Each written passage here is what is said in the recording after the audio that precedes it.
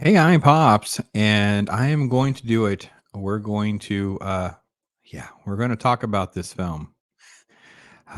You people, you have voted, and here we are. We're going to talk about Shazam, Fury of the Gods, Fury of the Dog Crap, because this film is such a letdown when you think about like what the um first film was as far as being like fun and pretty fast paced, lots of likable characters and story arcs and things like that. This film did not have a lot of that. Sorry to say, just didn't. Just didn't have a lot of that. Let's see. I need to go. Let me try this. Put me down there.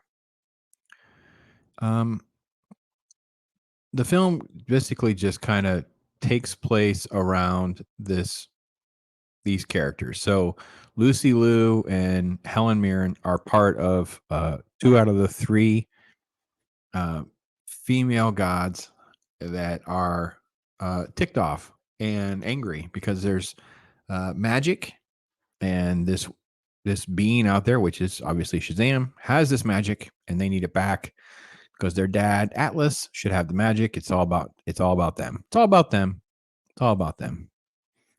And they have the ability basically just turns everybody to dust in this opening sequence of us getting to meet everybody. Now, this was in the trailer. This is him in therapy, and it's played for laughs that are ruined in the trailer about all these heavy things about being a superhero and all that. And the doctor's like, well, you know, I'm a pediatrician, right? Because he's a kid inside. Don't you get it? That was funny before. Now, not so much. Um, I don't know why kids these days would wear Goonie shirts, but okay, I get your nostalgia bait there. I liked it. But it this stuff is what's tired. This is the stuff that's tired. Is that it's not believable. Like we're just done. I will say that the actor at least seemed a lot more believable as being the way Zachary Levy played him. You know what I'm saying? Asher Angel kind of like actually seemed as though they were the same human being, the same person, just different manifestations. That was a little bit better. Okay, so then there's conflict. It's going to come into play, but you sort of like we're literally we're 10 minutes into this and nothing's happened of any significance. Like it's just these two angry old women and this menagerie of the kids as we left them off, and they're called into action because there's this conflict at the bridge, and they do a terrible job of trying to save everything. And there are moments like everything is done to contrive a moment rather than give us something that we actually want. Uh, I will say it is immediately so. So the story arc for Billy is that he's aging out of foster home and he's going to lose the family, right? So he's just fearful of losing family again. It's literally that generic and that uninteresting. I kid you not. Wish it wasn't, but it was. It is. I Freddie wants to be Freddie. Like Freddie wants to do his thing. This is the shot that was in the trailers. Is them walking and then in unison. Get it? Here it comes. Are you ready for it? You know you are. You know you're ready for it. They all have to stop and play. So why? Just do it. Just do it. Just do it. Shazam! Amazing. Amazing. Oh. I will say too, I really hope that they were going to do some costume redesign because they're going to shoot a lot more of this in the daytime. Like the end fight scene in the first movie kind of works because of the nature of how they filmed it in the carnival and it was kind of dark at times.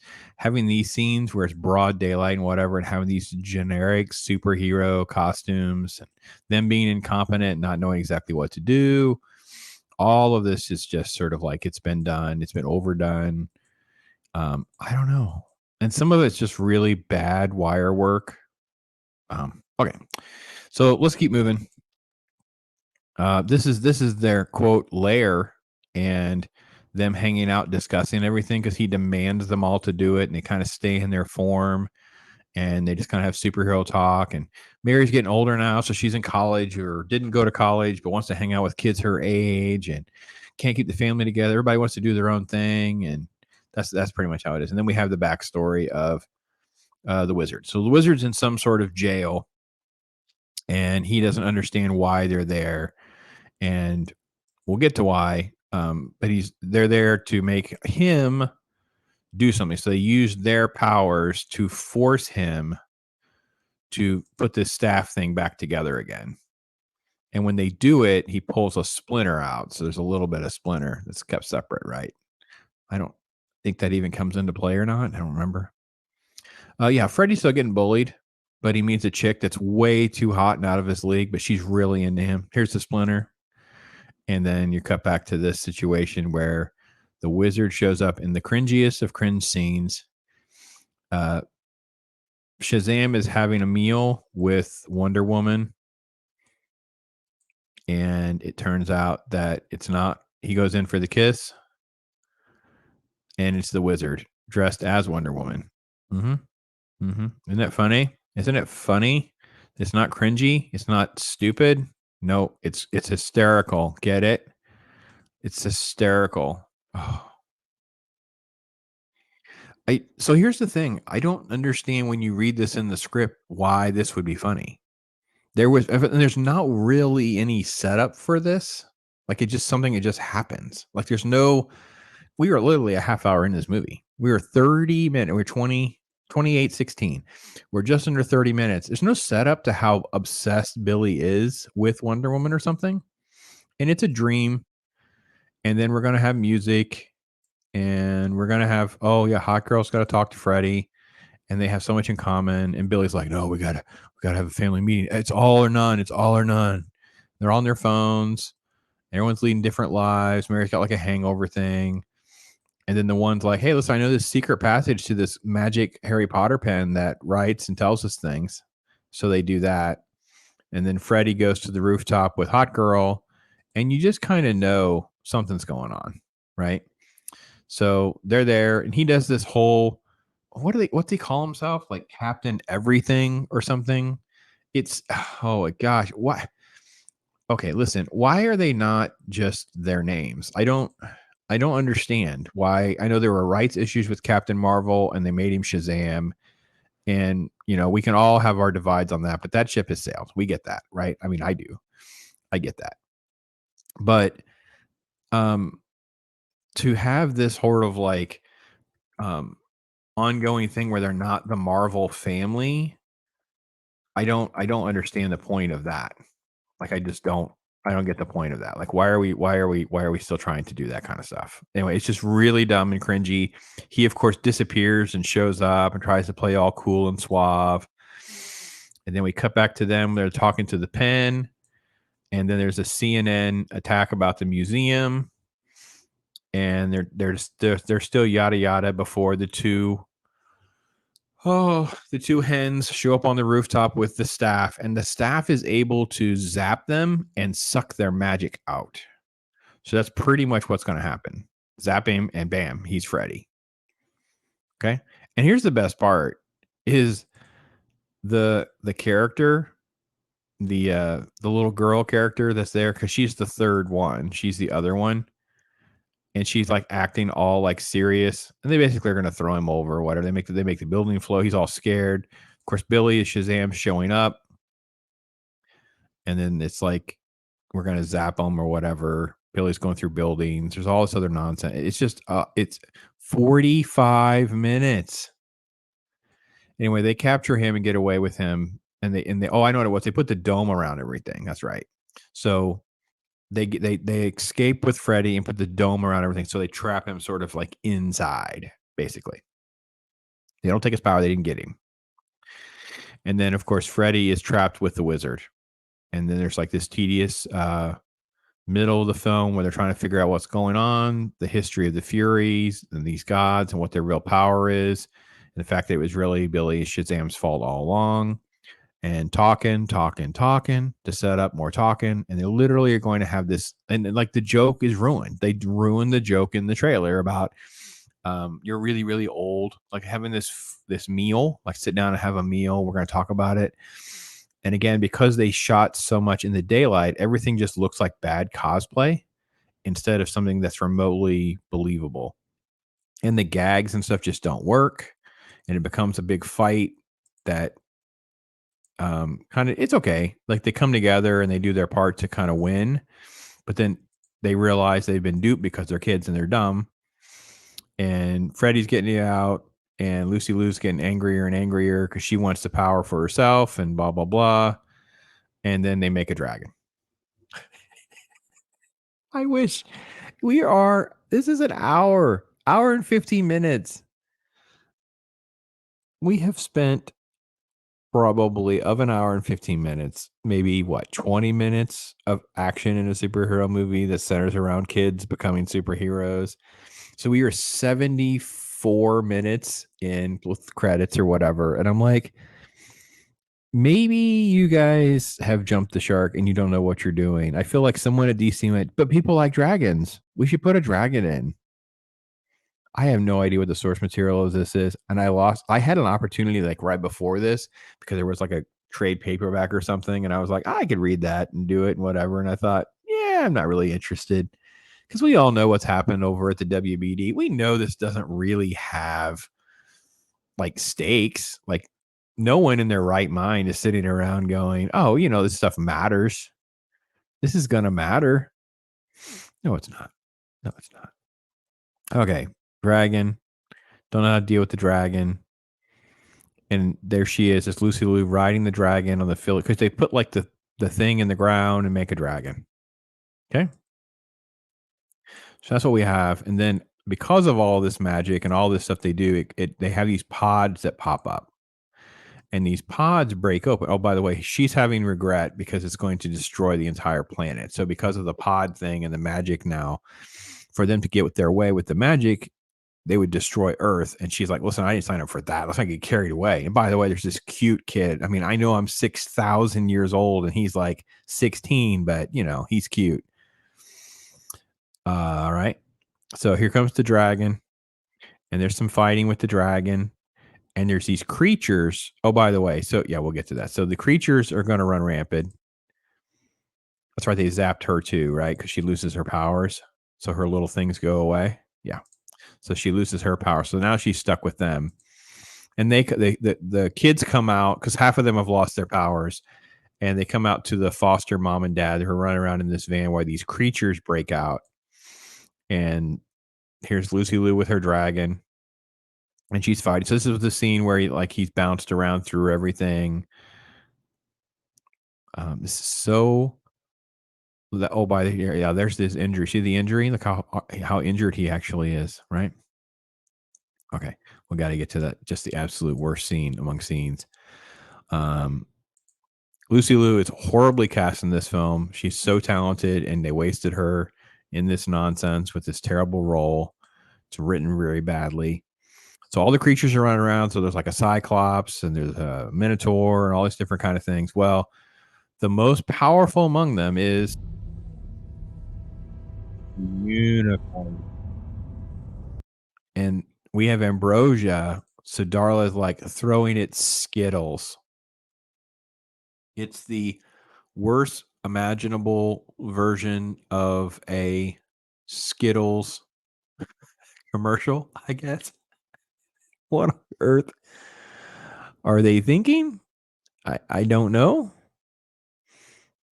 It's brutally awful to have this evidently violent creature be controlled by Skittles.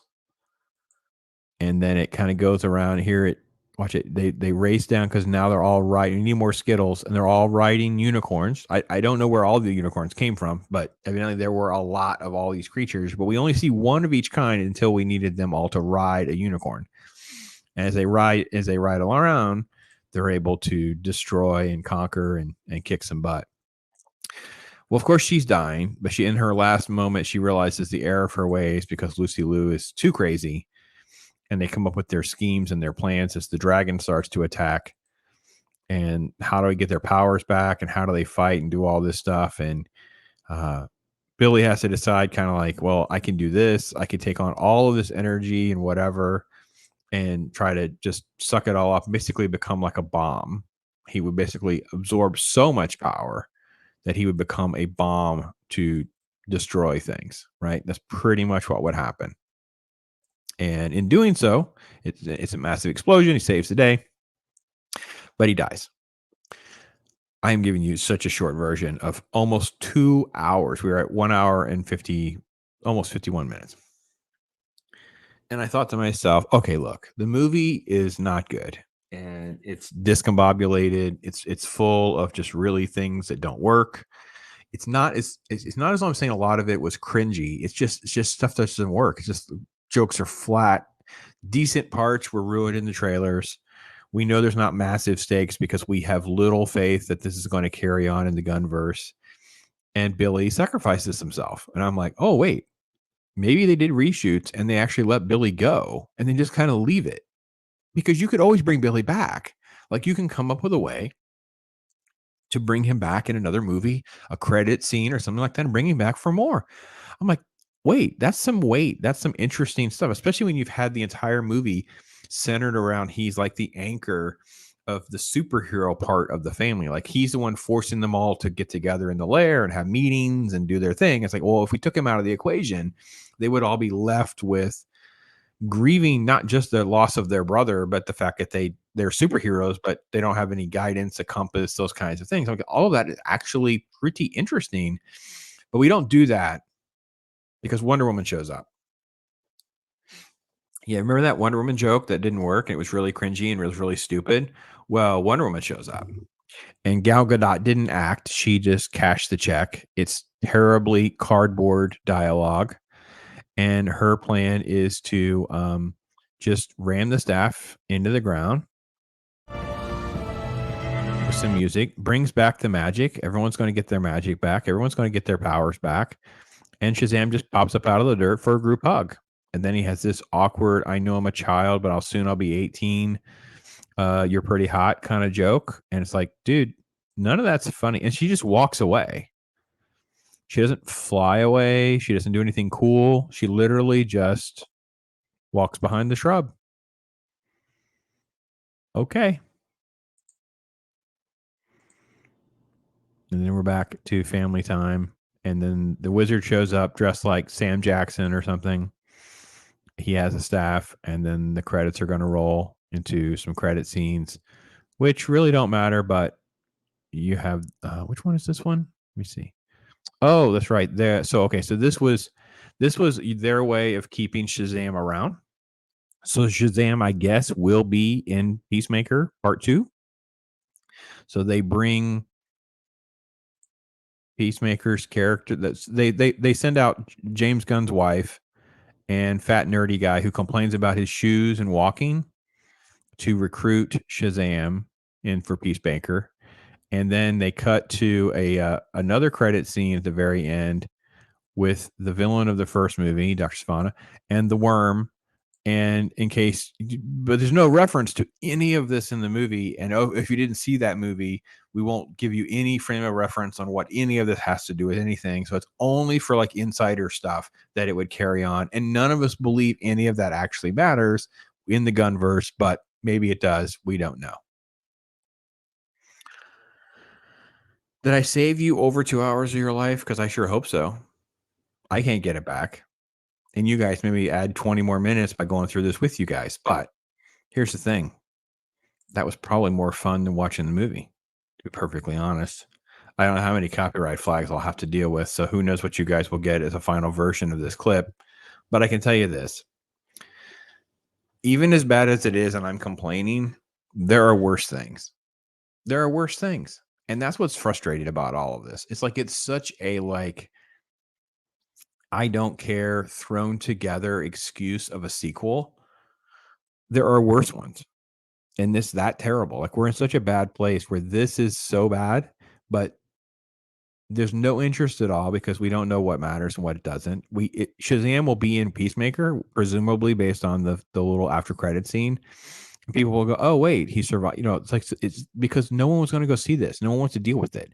So maybe when it streams on Max, people will watch it and they can judge what a horrible movie this is and be caught up or whatever. But I found this just a complete and utter disappointment. This is one that Mrs. Pops was kind of on the radar screen for me. We could watch.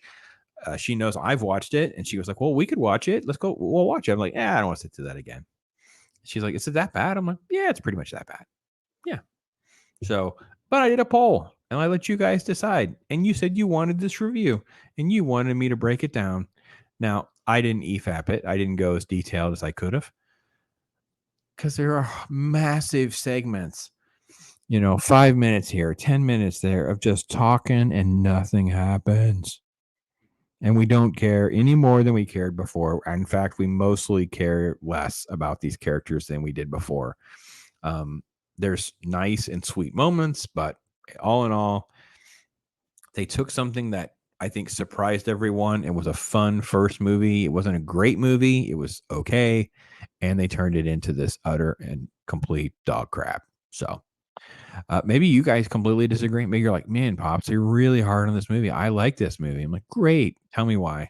You convinced me why things work. I don't get it. I don't like it. So I need to be cheered up. And you guys know what I do when I want to be cheered up. I turn on Bob. So you guys take care. I'm going to put a smile on my face as I turn on Bob and watch him dance. Take care.